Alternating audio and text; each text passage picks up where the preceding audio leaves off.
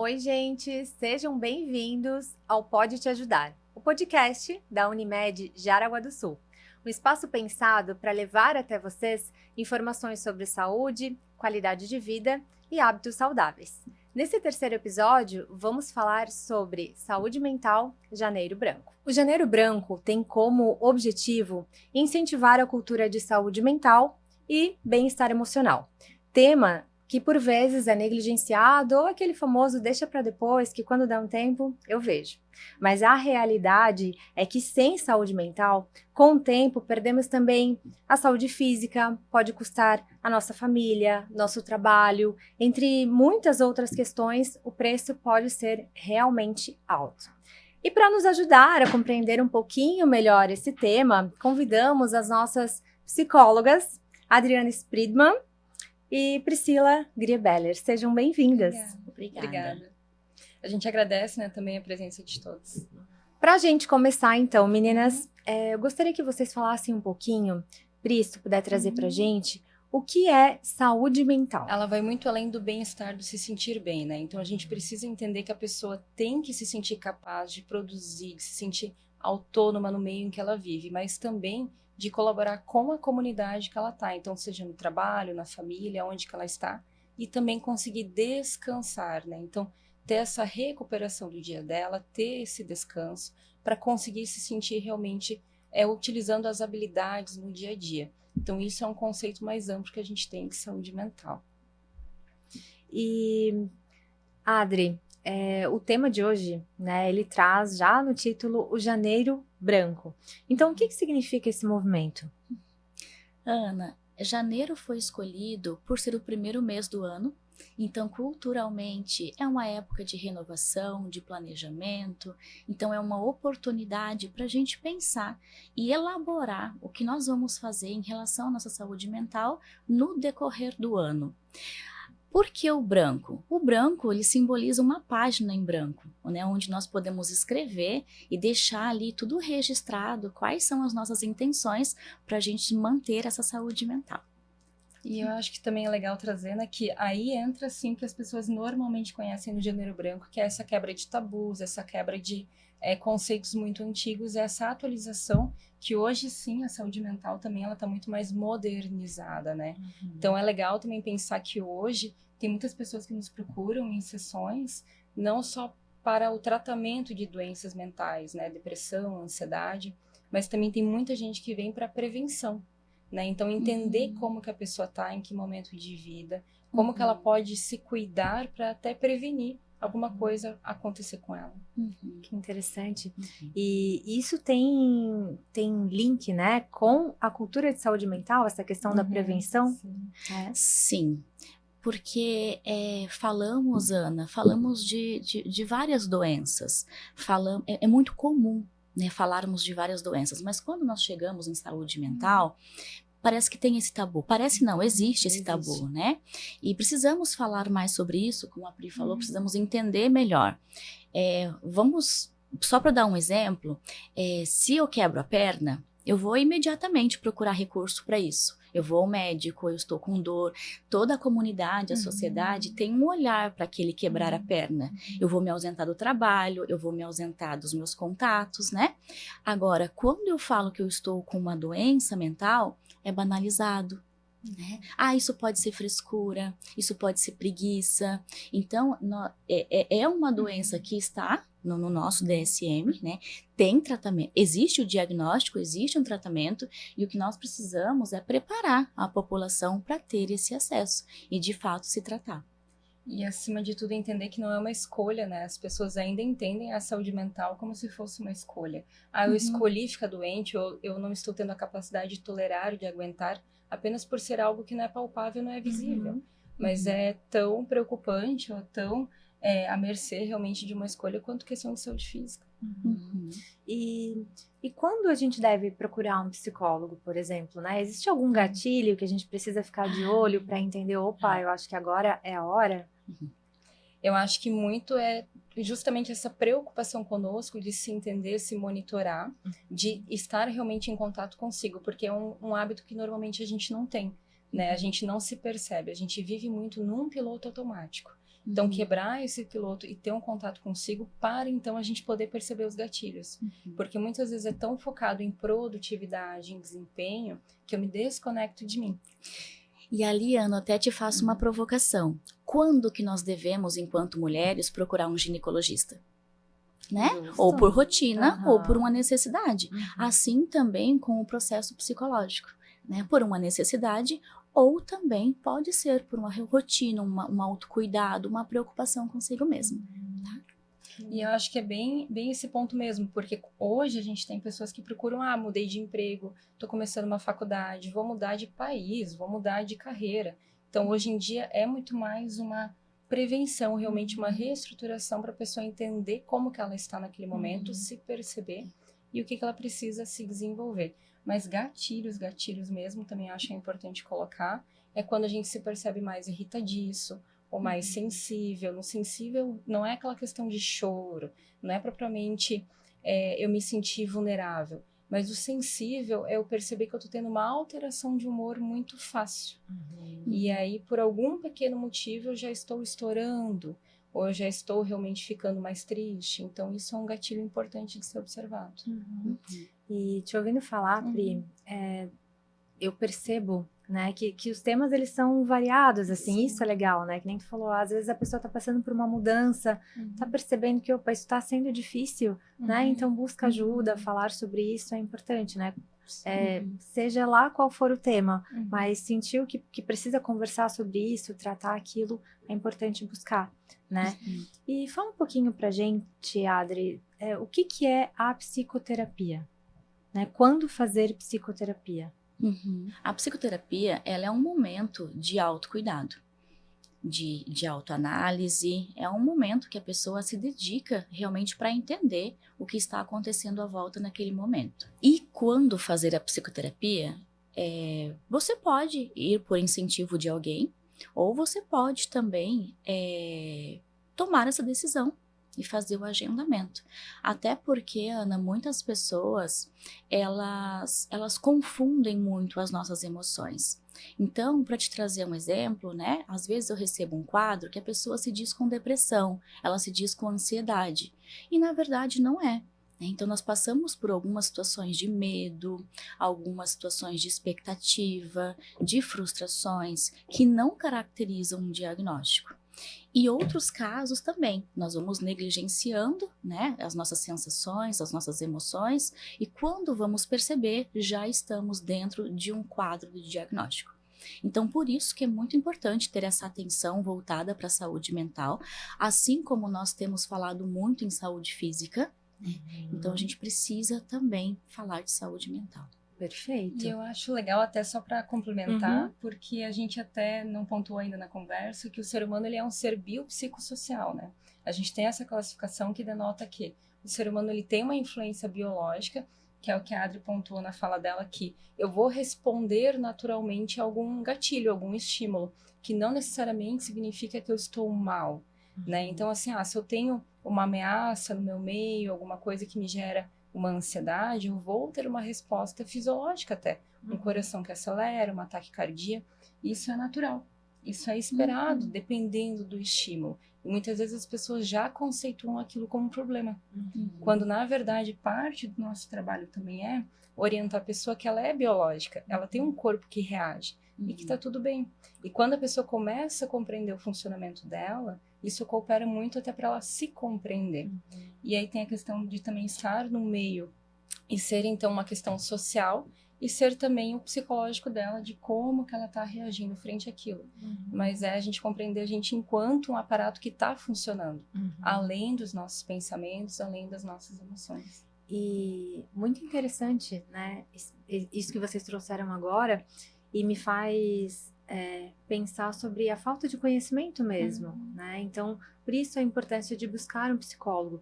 E também a gente vai desmistificar, né, aquela famosa frase de a psicóloga só vai conversar comigo, né? Isso não é real, né? Não. Realmente, como a Adri também pontuou, a gente tem técnicas, a gente tem protocolos, a gente faz, primeiramente, o que eu gosto de chamar de uma linha base.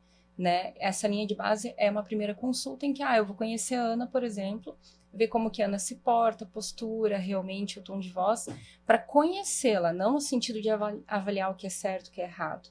E aí, conhecendo, eu consigo acompanhá-la no decorrer das consultas e perceber o que está mudando. Se realmente está sendo algo que está beneficiando ou se está complicando alguma coisa ali na vida dela. E a gente vai fazendo o acompanhamento. E junto com a avaliação, a gente faz também o protocolo, a técnica, a aplicação do que for necessário dentro daquele desenvolvimento. É um tratamento de depressão, é um tratamento de ansiedade, não é das nossas cabeças, né? A gente fala, o psicólogo não está conversando apenas, então tem N estudos científicos que estão por trás realmente de tudo isso.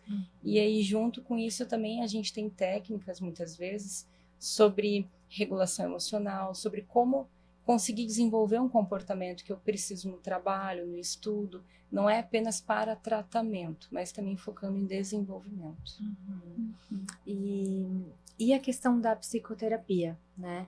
Às vezes as pessoas também, por falta de conhecimento, têm aquela ideia de que isso nunca vai ter fim, né? Mas como que acontece, assim? Vocês levam em consideração, né, Pri, isso que tu trouxe das particularidades de cada um, o diagnóstico de cada um, né? Isso. É legal entender também que dentro da psicoterapia a gente tem as abordagens, né? Então, cada abordagem vai tratar de uma forma. Então, o psicólogo, é até legal trocar essa ideia, se a gente já está em acompanhamento, perguntar qual que é a abordagem do psicólogo para entender. Então, dentro da abordagem que eu trabalho hoje, a TCC, Terapia Cognitivo-Comportamental, a gente entende que é um trabalho colaborativo. Estou pontuando isso porque, quando é colaborativo, a gente precisa entender a demanda, beleza, a ser trabalhada, mas dentro disso podem ser outras demandas também descobertas ao longo do trabalho. E aí a pessoa, junto com o psicólogo, então em colaboração, decide se quer desenvolver algo a mais ou não. E aí a gente vai realmente fazendo em construção conjunta esse processo. Mas normalmente a gente acaba descobrindo outras coisinhas no meio do caminho também, que aí estendem um pouco mais. Com base em tudo isso que tu trouxe, né, das particularidades, do que vocês avaliam em cada paciente, quando a pessoa faz uso de medicação, ela tá cuidando da saúde mental? É correto falar isso? Então, a gente tem que ter muito cuidado, na verdade, para entender esse uso de medicação, né? Hoje a gente tem, infelizmente, uma cultura que vem aí de muitos anos, e principalmente a nossa região, ela abrange isso, que é a pessoa que toma remédio, e principalmente ansiolítico para ansiedade, antidepressivo. Então, realmente a gente tem que cuidar, por muitos anos ela faz esse uso, sem uma avaliação médica, só pegando receita às vezes, e ela também não faz psicoterapia. Então, a medicação, ela vai ajudar a regular as emoções, ela vai ajudar até a manter um foco um pouco maior para aquilo que a pessoa está vivendo e resolver a vida dela. Porém, se ela não fizer uma psicoterapia, ela não vai entender, às vezes, da onde ela precisa realmente focar, o como focar, o que está causando aquelas demandas para a vida dela. Então, a psicoterapia, ela vem realmente para somar junto com o uso da medicação. Só a medicação, a gente vai estar apaziguando os sintomas físicos, a gente vai estar apaziguando o sofrimento psicológico, mas a gente vai permanecer dentro desse quesito. Então, a gente tem que cuidar para realmente sair disso. E o sair, o tratamento com começo, meio e fim, é entender que a medicação faz parte, às vezes, de um sofrimento muito alto, fisiológico, psíquico, mas também a gente precisa pensar em compreender os gatilhos desse quadro, desse conflito, para daí sair dele e não ficar anos tomando uma medicação. Porque o anos tomando uma medicação já é um forte início para uma nova avaliação e ver que tem alguma coisa que não está legal aí. Então, né, psicoterapia, o psicólogo com certeza vai ajudar, né, durante todo esse processo. E falando nisso, né, o que fazer e o que não fazer quando a gente vai tentar ajudar alguém que está passando por algum desafio que envolve a saúde mental? A escuta hoje, ela não é algo tão simples, porque ela está muito contaminada com o que a gente pensa, com a nossa lógica sobre as coisas. Então, escutar sem impor a nossa lógica é o primeiro passo, antes de qualquer coisa, para tentar entender o que está acontecendo com aquela pessoa. Para daí a gente ver o que pode fazer para ajudar realmente, né? Então, não colocar já o que eu acho que vai ajudar, mas escutar para realmente conseguir ajudar. E só para complementar, então, é fugir daqueles comentários tendenciosos que fazemos, né? Você é muito estressadinha, você tem que relaxar, você tá louca. Então, evitar fazer esse tipo de comentário e orientar a pessoa a buscar uma ajuda, né? Uma ajuda técnica que realmente vai conseguir acolher e conduzir essa pessoa. Porque muitas vezes a pessoa só precisa desse incentivo para realmente buscar uma ajuda especializada, que vai receber, que vai acolher e que vai conduzir essa pessoa a um tratamento. Uhum. E então, a melhor coisa que a gente pode fazer, né, para ajudar é orientar a pessoa a buscar a ajuda de um profissional, de fato, né? Porque Isso. sair para conversar com os amigos num barzinho definitivamente não é psicoterapia, né? Não. E realmente a gente cuidar com isso, até quando a gente fala assim, manicure, cabeleireiro, Uhum. com certeza são momentos legais, mas a gente não pode nunca entender que isso é terapia, né? A psicoterapia em específico, ela tem realmente um profissional especializado, tem um momento adequado, é bem pontual. E nós trazemos informações científicas, então eu penso que esse faz todo o diferencial, né? Quando nós falamos em autoconhecimento, tem também a parte biológica. A partir do momento que nós entendemos como o nosso corpo funciona, fica mais fácil também para a gente conduzir o nosso comportamento. Então é muito interessante que às vezes eu pergunto assim, né? A pessoa fala para mim, ai, Adri, eu tô muito estressada. E eu falo para ela, mas como assim? Me explica. Ela, eu tô estressada. E eu pergunto, o que que é o estresse? E a pessoa não sabe me responder, ela só sabe dizer que ela está estressada. Então a gente explica ali com calma, né, de uma forma simples, né? A gente traz numa linguagem que a pessoa possa entender de que o estresse ele é uma reação química do teu corpo. Né? E o que faz esse estresse? Então volta novamente tudo aquilo que nós falamos de que é o básico que funciona. Então, porque eu estou muito explosivo no meu trabalho, né? Mas você é explosivo? Faz parte da tua personalidade isso? Ou você não está conseguindo gerir as tuas emoções e você está explodindo? Então, geralmente, Ana, o que nós temos, quando falamos de estresse nós temos o grande vilão, que é o cortisol, que na verdade ele não é um vilão, né? O cortisol ele é fundamental para a nossa condição física, para a nossa saúde integral, mas nós temos o cortisol, anatomicamente, nós temos em cima dos rins, nós temos as glândulas suprarrenais, e ali nós produzimos o cortisol, né? Para que serve o cortisol? O cortisol, ele resolve a nossa vida quando nós estamos machucados, quando nós estamos feridos, né? Então, ele auxilia em todo o processo inflamatório, cicatrização, ele é muito importante. Então, vamos fazer de uma forma lúdica aqui, né? Se eu tenho uma ferida, se eu faço um corte, né, o meu corpo automaticamente ele vai disparar, né, vai ligar as torneirinhas do cortisol, isso vai inundar a minha corrente sanguínea e vai chegar até aqui para fazer todo o processo, para que aquela ferida não evolua, né, de cicatrização. Então é assim que funciona. Quando nós temos uma dor emocional, nós também liberamos as torneirinhas do cortisol, porém não tem uma ferida para ele agir. Né? Ela é invisível. Então, o que acontece? Esse cortisol ele fica no nosso organismo, né? E assim, quais seriam os efeitos desse cortisol? Né?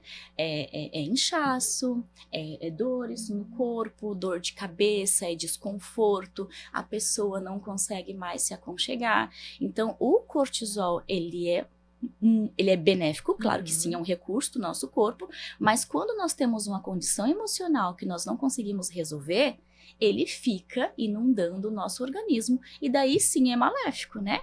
Até por experiência própria, a gente, quando nós vamos no médico, né, o que ele receita? Uma infecção de garganta, um antibiótico mais um cortisol. Nós podemos usar o cortisol por 5 dias, que na verdade é o corticoide. O cortisol Cortisol é o nosso recurso natural e o corticoide seria o sintético. Então, nós tomamos o corticoide por, no máximo, 5 dias. A partir disso, ele é prejudicial.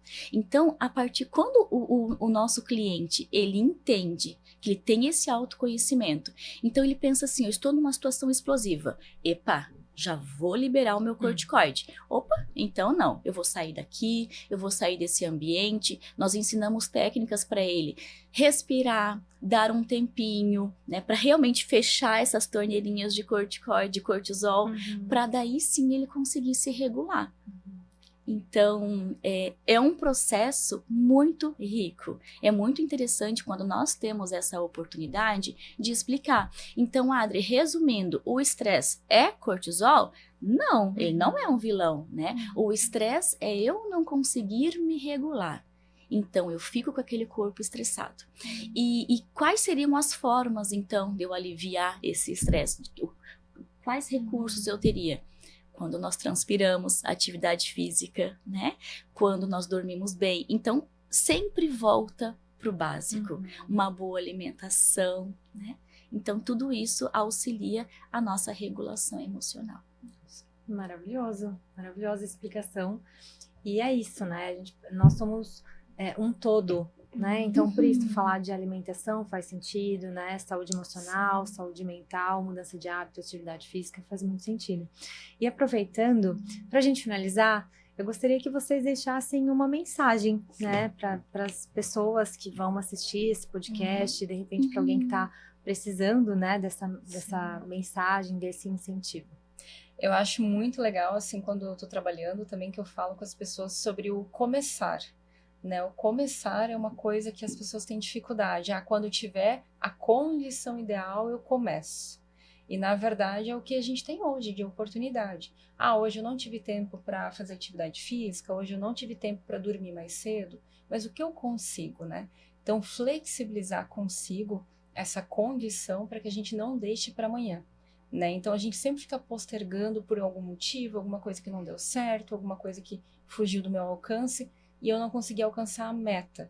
Mas a meta é a gente que coloca, né? Então a gente pode flexibilizar para começar a ter realmente uma rotina que eu quero, que eu busco para mim e ter essa vida que eu quero, né? Então começar com o que a gente tem hoje já é uma questão muito ótima. E eu gostaria de colocar também que muitas pessoas não procuram esse recurso por medo. Medo de se expor, medo de se encontrar, medo de se frustrar. E eu queria deixar como mensagem que o medo, a frustração, a raiva, tudo isso faz parte da nossa humanidade. Então, o que nós precisamos, e a nossa intenção dentro de um processo terapêutico, não é anular essas emoções, e sim encontrar um equilíbrio para que a gente possa lidar com elas. Então não está errado você chorar, ter um dia ruim, né? Ficar enlutado, não está errado, não tem que tomar medicação para isso. Mas respeitar as tuas emoções, validar elas e conseguir ter esse equilíbrio, esse controle. Então chegamos ao fim de mais um episódio do nosso podcast. Eu agradeço a Adri e Pri, né, por compartilharem o conhecimento e por nos ajudarem a compreender um pouquinho melhor a saúde mental.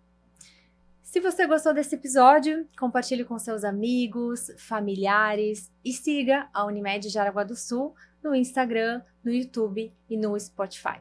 Obrigada e até a próxima!